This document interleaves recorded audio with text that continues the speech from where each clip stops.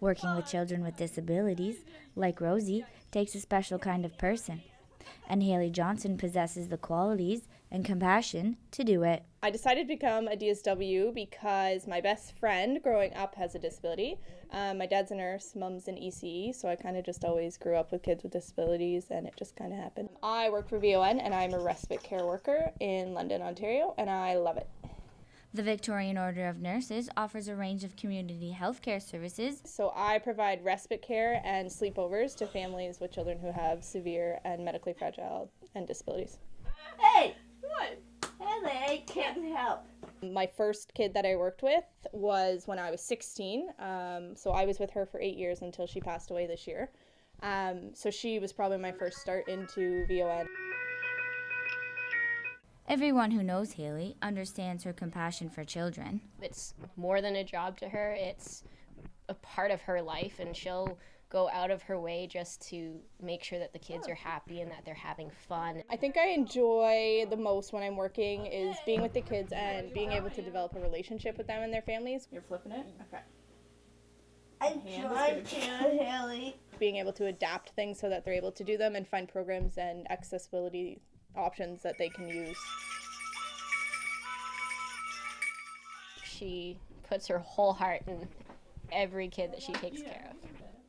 I chose kids with disabilities because I learn more from them than they learn from us. And I think that they have made me become that better person, especially Brianna and Shannon, my best friend.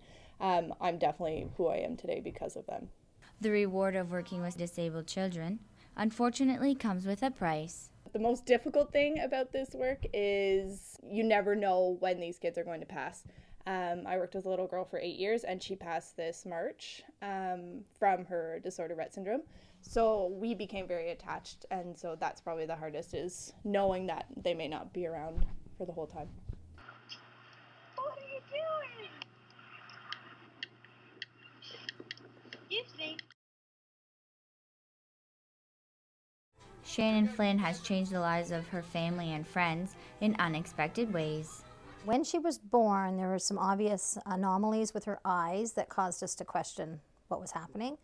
And she was in the intensive care unit at the hospital. We weren't quite sure why, but day 2 we found out that she was blind. I had winter syndrome. You do have winter syndrome, yeah.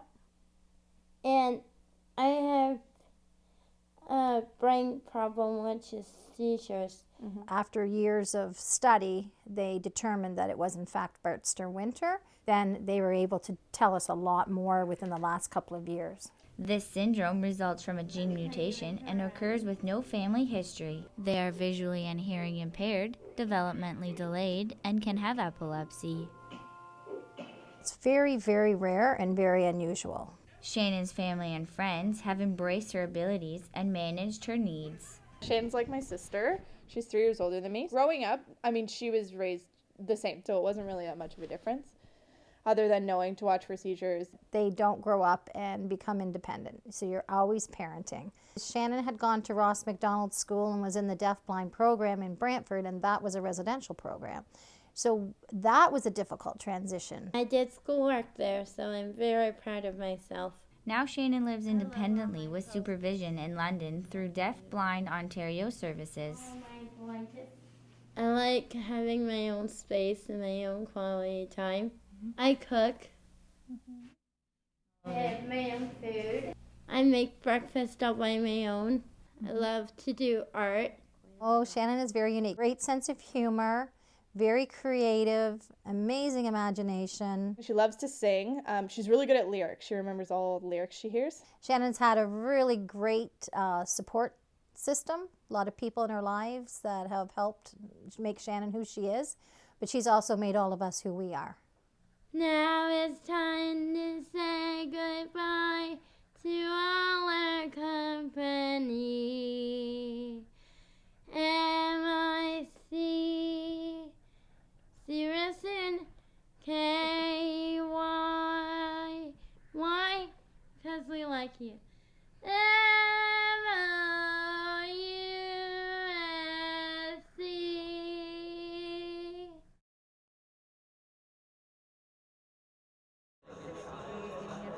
Coaching and working with athletes is rewarding in many ways, and the Special Olympics soccer program is no exception. Working with these guys has been a pleasure. I've learned more than what I've taught them, I think. It's the true meaning of sports, so it kind of brings you back to why you started doing sports in the beginning. Just the absolute fun of being on a team, of being involved, that's huge for our athletes. So while the physical benefit is very important, social is also really, really important.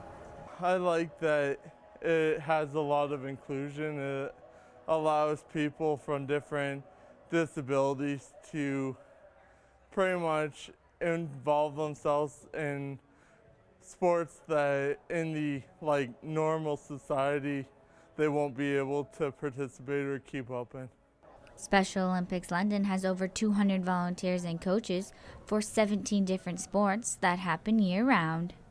I think people get involved and very quickly they learn that they're taking as much from it as they're giving. I go from January all the way to September, and so from September to the end of December, I'm just missing these guys so much, and I can't wait to get back. As far as the coaches, they do a wonderful job with us here in London. They always focus on fun and sportsmanship before winning. I like that they all allow us to be ourselves, and they all accept us for who we are and recognize our abilities. Close to 450 athletes with intellectual disabilities takes part in this worldwide movement that changes lives and promotes acceptance, understanding, and respect. It sucks, there's a stigma when you talk about Special Olympics or the mental capability of a lot of people, which is unfortunate, but these are fantastic people and we're all having a good time playing some soccer. We all to have a good time. We love to laugh a lot, we love to joke around, but when it comes to game time, we put our game face on. A couple years ago, Mark brought his team to the provincial games in Toronto and brought home the bronze. I was in tears. They were so excited, and they were probably the most happy I've ever seen anybody. So it was probably one of the best moments, and I'll never forget it.